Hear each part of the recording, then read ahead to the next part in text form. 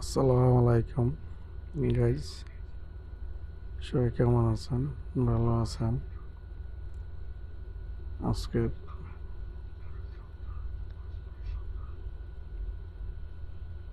13.8 KB 3 500 mm cable termination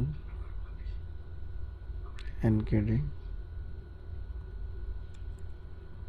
We have the jointer Mohammad Ahmed. খুব ভালো jointer, তার কাজ কামে অনেক ভালো, দক্ষতাও অনেক ভালো। তো আজকে কাম অনেক বেশি আসলো, আসলে কামের ফাঁকে